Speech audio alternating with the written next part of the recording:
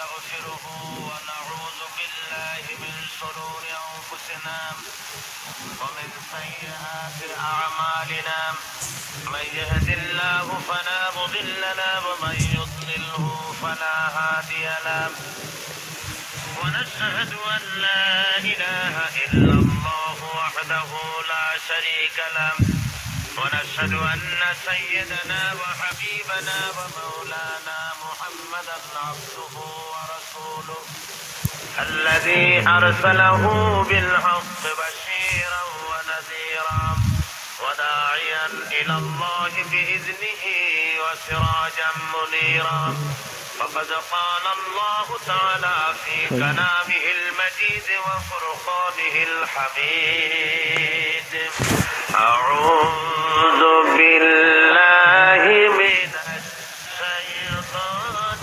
الرجيم بسم الله الرحمن الرحيم إن الله وملائكته يصلون على النبي يا أيها الذين آمنوا صلوا عليه وسلموا تسليما اللهم صل على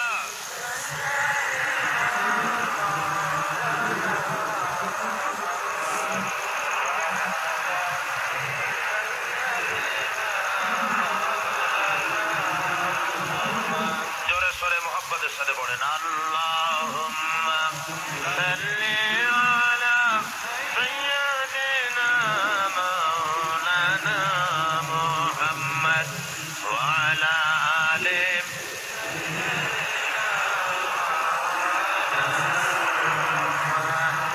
নসীমা জানবে বতহা গুজর কুন রাহওয়ালাম محمد را خبر کن بلغ العلا بکماله کشف الدجى بجماله حسنت جميع خصاله صلوا علیہ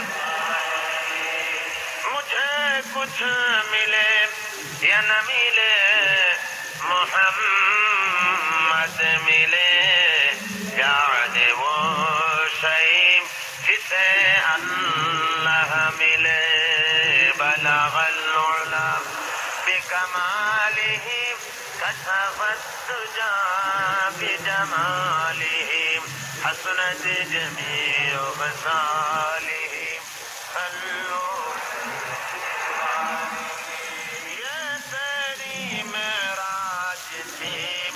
صلوا قلم تک پہنچا اور میری معراج ہے کہ میں تیرے قدم تک پہنچا بلغ العلا بکمالہ کشف الدجى بجمالہ حسنت جمیع خصالہ صلوا علیہ اللهم آمين ربنا ظلمنا أنفسنا وإن لم تغفر لنا وترحمنا لنكونن من الخاسرين ربنا العالمين চট্টগ্রাম ইসলামী সমাজ কল্যাণ পরিষদ কর্তৃক আয়োজিত 5 দিনব্যাপী তাফসীরুল কোরআনের মাহফিলে লক্ষ লক্ষ মুসলমান নরনারী কয়েকবার দুরূদ ও সালাম পড়ে তোমার দরবারে হাত তুলেছি মেহেরবানি করে দুরূদ ও সালাম যখন সোনার মদিনায় নবী পাকের রওজা মুবারকে পৌঁছে দাও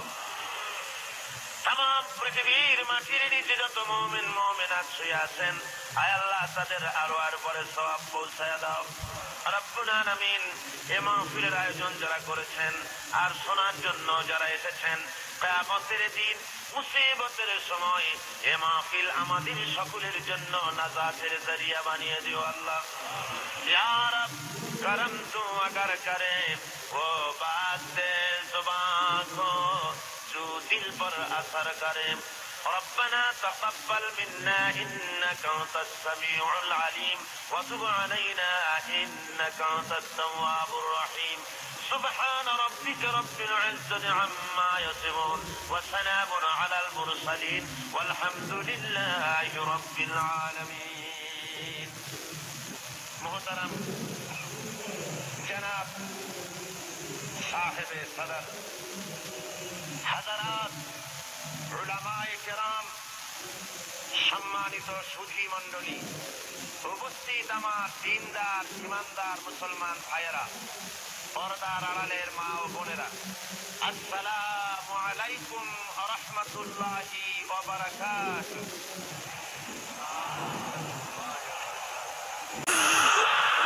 আমরা আল্লাহ রাব্বুল আলামিনের দরবারে লাখ কোটি শুকর আদায় করছি যে মহান আল্লাহ আমাদেরকে চট্টগ্রাম ইসলামী সমাজ কল্যাণ পরিষদ কর্তৃক আয়োজিত তাদের বার্ষিক 5 দিন ব্যাপী তাফসীরুল কোরআন মাহফিলের আজকের এই প্রথম দিনে আমাদের শরীক হওয়ার তৌফিক দিলেন। সেই মহান মাহবুবের দরবারে বিনয় অবনত চিত্তে শ্রদ্ধা জড়িত কণ্ঠে সমস্বরে একযোগে আমরা কালেমাতুশ শুকর আদায় করছি আলহামদুলিল্লাহ। সাথে জোরে সরে সবাই বলেন আলহামদুলিল্লাহ। আজকের আবহাওয়া ছিল দুর্যোগপূর্ণ, সেই দুর্যোগপূর্ণ আবহাওয়া কাটিয়ে দিয়ে কোরআন শরীফ আল্লাহ রাব্বুল আলামিনের বাণী তার কোরআন শরীফের মুজিজা হিসেবে আমরা দেখতে পেলাম। আল্লাহ আকাশ থেকে মেঘ দূর করে দিয়েছেন এবং সুন্দর একটি পরিবেশ তৈরি করেছেন। এ মাসের সময় কনকনে শীত থাকার কথা, অথচ সে শীতটুকুনো সে ধরনের নাই যেমনটি থাকার কথা ছিল। আর এই প্রথম দিনেই সমস্ত প্যান্ডেল করে গিয়ে মানুষ জায়গা না পেয়ে আমি দেখতে পাচ্ছি বহু লোক, হাজার হাজার লোক দাঁড়িয়ে আছেন।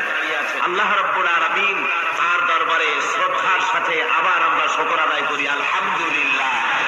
মহব্বতের সাথে আবারও পড়েন আলহামদুলিল্লাহ।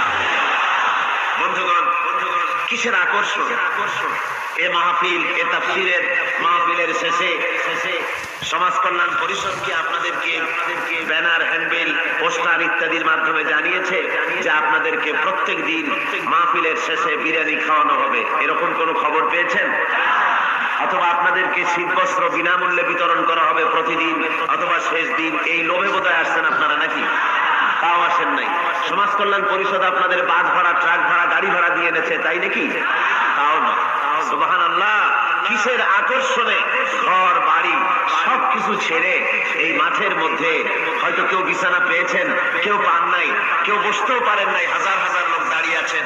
আকর্ষণটা কিসের? আকর্ষণ হলো আল্লাহর কোরআনে হাকিমের, কোরআন শরীফের আকর্ষণ। জোরে বলেন কিসের আকর্ষণ? আপনারা কোরআন শরীফের আকর্ষণে ছুটে এসেছেন। প্রিয় ভাই সব, কোরআন শুনতে এসেছি আর কোরআন আমি শোনাবো বেমাশিয়াতিল্লাহ তাআলা। এই কোরআন শরীফ শোনার জন্য আবু জেহেল, আবু লাহাব, উতবা, শাইবা এরা সবাই রাসূলের ঘরের চার কোনায় দাঁড়িয়ে কোরআনে কারীম তারা আবিষ্কার করতে গেছে যে মুহাম্মদ সাল্লাল্লাহু আলাইহি ওয়াসাল্লাম কোরআনের নামে যে কথাগুলি বলেন, এই কথাগুলি তিনি কোত্থেকে আবিষ্কার করেন, কোথা থেকে পান? তিনি কি কোনো কবির কাছ থেকে ট্রেনিং নেন? কোথা থেকে এগুলি পান তিনি?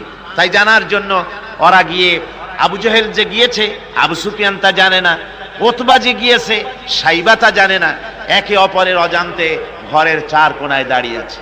গভীর রাত্রে সরকারে দো আলম আশরাফুল আম্বিয়া নবী মুহাম্মদ রাসূলুল্লাহ সাল্লাল্লাহু আলাইহি ওয়াসাল্লাম তেলাওয়াত করা শুরু করেছেন। এখন বুঝুন, একে তো আল্লাহর কালাম আর তেলাওয়াত করছেন তিনি যার উপরে এটা অবতীর্ণ হয়েছে। একটু আগে যে কারি সাহেব তেলাওয়াত করতেছিলেন, কি বলেন, কেমন লাগলো? সুবহানাল্লাহ, সুবহানাল্লাহ। মনে হচ্ছিল সারা রাত তেলাওয়াত হোক আর শুনতে থাকি। এখন বুঝুন যে রাসূল নিজে তেলাওয়াত করতেছেন। আবু জেহেল, আবু সুফিয়ান, উতবা, শাইবা আল্লাহর নবীর ঘরের চার কোনায় দাঁড়িয়ে নবীজির তেলাওয়াত করা কোরআনে কারীম শুনতেছে। ওদের মনে মনে চিন্তা জাগলো, আরেকটু শুনে তারপরে বাড়ি যাব, আরেকটু শুনে নেই তারপরে বাড়ি যাব। এভাবে করে চিন্তা করতে করতে নবীজির মুখী আল্লাহ রাব্বুল আলামিনের কালাম শুনে শুনে চারটা কাফেরের জন্য ফজরে রক্ত হয়ে গেছে। বাড়ি যাওয়া তো দূরের কথা, দাঁড়ানো থেকেও কেউ বসার সময় পায় নাই। কোরআনে কারীমের আকর্ষণ, এ মোহাব্বত মানুষকে এভাবে টেনে আনে। দেখুন, শুধুমাত্র লিফলেট ছড়ানো হয়েছে আর পত্রিকায় একটু এসেছে তাফসীরুল কোরআন মাহফিল হবে। আমার ভাইরা, এ আকর্ষণ আমি বলে থাকি আল্লাহর কসম, এ আকর্ষণ সাইদির নয়, এ আকর্ষণ আল্লাহ রাব্বুল আলামিনের কোরআন মাজিদ। এর থেকে যারাই এই কোরআন থেকে মানুষকে বিচ্ছিন্ন করতে চাইবে, ওরাই জনগণ থেকে চিরতরে বিচ্ছিন্ন হয়ে যাবে। বন্ধুগণ, আবু জেহেল, আবু সুফিয়ান, উতবা, শাইবা চারজন রওনা করেছে সকালবেলায়। আবু জেহেল জিজ্ঞেস করছে, আবু সুফিয়ান রে কখন আসছো? কয় অত রাত্রে। উতবা, শাইবা তারাও বলল অমুক রাত্রে। কেউ কোনো কথা বলে না। আবু সুফিয়ান বলছে, ভাই আবু জেহেল, যদি তুমি রাগ না করো একটা কথা কই। হ্যাঁ বলতে পারো। দেখুন, এই যে সারা রাত ধরে মুহাম্মদ সাল্লাল্লাহু আলাইহি ওয়াসাল্লামের মুখে আল্লাহর কালাম শুনলাম, আমার মনের বিশ্বাস, লাত মানাতের কসম করে বলতে পারি, এই কথা মানুষের বানানো হতে পারে না। এটা কোন ঐশ্বরিক বাণী হবে, এটা মানুষের। আবু জেহেল বলছে, দেখো ওই কথাটা আমারও, কিন্তু মুশকিল হলো এই, আমরা হলাম লিডার, আমরাই যদি এতে আকৃষ্ট হয়ে পড়ি, তাহলে তো আবু বকর, ওমরের মতো আমরাও পাগলামি করে বসবো, আমরা ওই দলে চলে যাব, আমরাও মুসলমান হয়ে যাব। সুতরাং আমি বুঝতে পেরেছি তোমাদের কোরআন শোনার পাগলামিতে ধরেছে, তোমরা আমার হাতে হাত দাও, তওবা পড়ো, এই জায়গায় কোরআন শুনতে আর কোনো দিন আসবে না। কি করবে?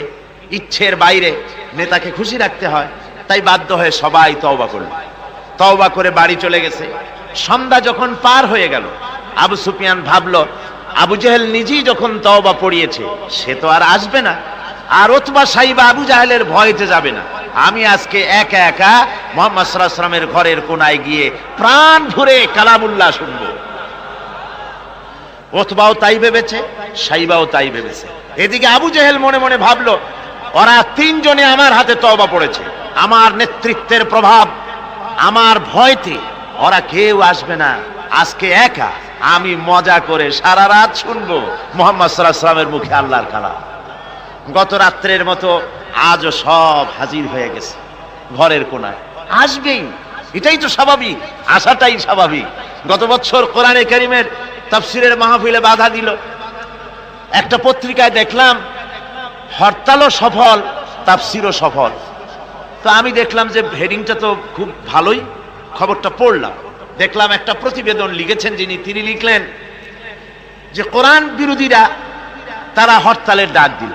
এখন আজকাল পাগলে ডাক দিলেও হরতাল হয়ে যায়, কে তার দামি গাড়িটা রাস্তায় বের করে ভাঙবে। হরতালের ডাক দিয়েছে তো হরতাল হলো, কল কারখানা বন্ধ হয়ে গেল, দোকানপাট বন্ধ হলো। এখন কল কারখানার শ্রমিক আর দোকানপাটের শ্রমিক আর মালিক, সারা দিনে কোনো কাম নাই, সব তাফসীরের মাহফিলে হাজির। কথা বুঝলে? শেষ পর্যন্ত এও দেখা গেল, আমার কাছে রিপোর্ট এসেছে, যারা বাধা দিয়েছিল তারা কয় যে কিছু টাকা তো পাই, কাজে কিছু না করলে টাকাটা হালাল হয় কেমন। শেষ পর্যন্ত ওরাও চাদর মুড়ি দিয়ে তাফসীরের মাহফিলের কোনায় ওরাও দাঁড়ায় গেছে। সুবহানাল্লাহি বিহামদি। এটা কোরআনের আকর্ষণ, এর থেকে মানুষকে ছুটানো যায় না, মুসলমানকে এর থেকে বিচ্ছিন্ন করা যায় না। চারো কাফের আজও এসে হাজির হয়েছে রাসূলের চার কোণায়, একে অপরের অজান্তে। এরপরে রাত যখন শেষ হয়ে আসে, তখন আবু জেহেল মনে করলো আর দাঁড়ানো ঠিক না, আবু সুফিয়ান, উতবা, শাইবা ওরাও মনে করলো আর দাঁড়ানো ঠিক না। তখন অন্ধকারের ভেতর দিয়ে ছুট দিয়েছে যার যার বাড়ির দিকে। এখন অন্ধকারের মধ্যে ছুটতে গিয়ে একজন আর একজনের মধ্যে ঠেলে উঠেছে। আবু জেহেল ঠেলার চোটে ঘাবড়ে গিয়েছে। বলল, কে? কয় আমি আবু সুফিয়ান। তুমি কেডা? কয় যে আমি আবু জেহেল। আবু জেহেল বলছে, আবু সুফিয়ান, কালকে তুমি আমার হাতে তওবা পড়লে, আজকে আসলে কেন? কয় যে দেখো, মাতবাড়ি সব জায়গায় চলে না, তুমি আসলা কেন সেইটা কও আগে। চারজন চলতেছে। আবু জেহেল বলল যে শোনো, কোরআনে কারীম শোনা থেকে মানুষকে আমরা বন্ধ করতে পারবো না, আইন পাশ করতে হবে, আইন করে কোরআন শোনার পথকে রুদ্ধ করে দিতে হবে। এরপরে তারা আইন পাশ করলো। কি আইনটা পাশ করলো? আল্লাহ রাব্বুল আলামিন কোরআনে কারিমে ওদের সেই আইনটা, ওরা যেটা পাশ করলো ওইটা কোরআনে কারিমে আল্লাহ কোট করে রাখলেন। যেহেতু আবু জেহেল মরে যাবে, কিন্তু তার নাতিরা তো মরবে না, ওর নাতিরা তো থাকবে কিয়ামত পর্যন্ত, ওর দৌহিত্র, ওর পৌত্র যা কিছু আছে এগুলো বেঁচে থাকবে দীর্ঘদিন। ওরাও যে এই একই আচরণ করবে তা যেন মুসলমানেরা বোঝে, এই জন্য ওদের সেই আইনটা আল্লাহ রাব্বুল আলামিন ওরা বলল কি কোরআন সম্পর্কে, তা কোরআনে কারিমে আল্লাহ কোট করে রাখলেন কি? وقال الذين كفروا لا تسمعوا لهذا القرآن والغوا فيه। আজকে এই প্রথমেই তেলাওয়াত হয়েছে আয়াত। আমার বন্ধুগণ, আল্লাহ পাক কোরআনে কারিমে বলছেন কাফেররা সিদ্ধান্ত নিল লা তাসমাউ লিহাযাল কুরআন, কোরআন শরীফ শোনো না, কোরআন শরীফ কোরআনে কারিম শুনতে যেও না। ওয়ালগাউ ফি, কোরআন তো শুনবেই না, বরং কোরআনের আলোচনা, কোরআন যেখানে আলোচনা হয়, তেলাওয়াত হয়, সেখানে বাধার সৃষ্টি করো, বাধা দাও, ডিস্টার্ব করো, সর্বরকমের বাধার দিয়ে কোরআনে কারিম শোনার পথকে বন্ধ করে দাও।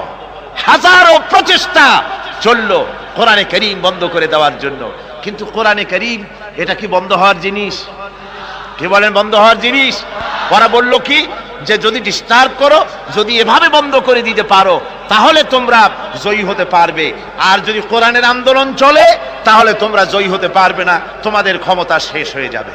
আমার ভাইরা, রাসূল পাক সাল্লাল্লাহু আলাইহি ওয়াসাল্লাম হজের মৌসুম এলো, কাবা শরীফের কোনায় বসে তেলাওয়াত করতেছেন। আবু জেহেল করেছে কি, ঘরে বাইরের থেকে যত হাজিরা এসেছে হজ করতে, ওদের তাঁবুতে গিয়ে গিয়ে বলছে, শোনো, আমাদের দেশে একটা পাগল, নাম তার মুহাম্মদ, নাউযুবিল্লাহি মিন যালিক, বলছে নাম তার মুহাম্মদ সাল্লাল্লাহু আলাইহি ওয়াসাল্লাম, তাকে জেনে ধরেছে, খবরদার তার কথা শুনতে যাও না, সে একটা পাগল মানুষ, তার কাছেও যাও না, কি বলে তাও শোনো না। এখন অবস্থাটা এই হয়েছে, বাইরের থেকে যারা এসেছে তারা তো মুহাম্মদ সাল্লাল্লাহু আলাইহি ওয়াসাল্লামের নাম জানে না। আবু জেহেল নিজে গিয়া ঘরে ঘরে হুজুরের নামটা পরিচয় করায় দিয়ে আসলো। এরপরে এই সমস্ত মানুষের একটা কৌতূহল, এই কোন জিনিস সম্পর্কে মানুষকে যদি নিষেধ করা হয় সেই জিনিসটা জানার জন্য, দেখার জন্য মানুষের কিউরিসিটি জাগে বেশি। এখন যখন নিষেধ করা হলো, লোকেরা ভাবলো নেতা বলেছে, শুনবো না কি বলে, কিন্তু পাগলটা কেমন একটু দেখে আসি না। চলে গেছে কাবা শরীফের পাশে, যায়া হুজুর সাল্লাল্লাহু আলাইহি ওয়াসাল্লামের চেহারা মোবারকের দিকে, তার চেহারা আনোয়ারের দিকে যখন এরা তাকিয়েছে, রাসূল পাক সাল্লাল্লাহু আলাইহি ওয়াসাল্লামের চেহারা মোবারকের দিকে তাকিয়ে ওরা বলছে, এই লোকটা কি পাগল হতে পারে? এত সুন্দর চেহারার মানুষ, সে কি কোনোদিন পাগল হতে পারে? নিশ্চয়ই পারে না। রাসূল পাক সাল্লাল্লাহু আলাইহি ওয়াসাল্লামের চেহারা মোবারক, সুবহানাল্লাহ, মানুষের যদি নজর পড়ে যেত আল্লাহ রাসূলের প্রতি, সেই চেহারা থেকে মানুষ চোখ ফিরাতে পারত না। হাদিস শরীফে এসেছে, রাসূল যখন ঘেমে যেতেন, ঘামের বিন্দুগুলি যখন গলার উপরে, কপালে, গালের উপরে যখন জমতো, দূরের থেকে এটাকে মুক্তোর দানার মতো বলে মনে হতো। এত সুন্দর চেহারা আল্লাহ রাব্বুল আলামিন তাকে দিয়েছিলেন। ওরা বলল, এই লোক কি কোনোদিন পাগল হতে পারে? আমরা তো পাগল দেখেছি, চুলগুলো থাকে উস্কো খুস্কু, দাড়ি একটা থাকে এদিক আর একটা থাকে ওদিক, দাঁতে থাকে ময়লা, চোখগুলো থাকে উদাস উদাস ভাব, হাতে থাকে নখ, জামা কাপড় ময়লা বিশ্রী, এই তো পাগলের পরিচিতি। আর এত সুন্দর সুবিন্যস্ত, শ্বশ্রু মণ্ডিত সুন্দর চেহারা, মাথার চুলগুলো এত সুন্দর, এত সুন্দর ভুরু, টানা টানা আখি, এত সুন্দর মানুষ আমরা জীবনে কোনোদিন দেখি নাই। এ তো কখনো পাগল হতে পারে না। দেখি না বলে কি, কানের থেকে আঙ্গুল খুলে ফেলেছে। আর অমনি রাসূল পাক সাল্লাল্লাহু আলাইহি ওয়াসাল্লামের তেলাওয়াত করা কালামে পাক ওদের কানের মধ্য দিয়া ঢুকে কলিজায় স্পর্শ করেছে। আমার বন্ধুগণ, শুনতে শুনতে বহিরাগত লোকগুলির চোখ দিয়ে পানি পড়া শুরু করে দিয়েছে। এবং নিজেদের অজান্তে নিজেদের মুখ থেকে ওদের মুখ থেকে বেরিয়ে গেল আশহাদু আল্লা ইলাহা ইল্লাল্লাহু ওয়াহদাহু লা শারীকা লাহু ওয়া আশহাদু আন্না মুহাম্মাদান আবদুহু ওয়া রাসূলুহু।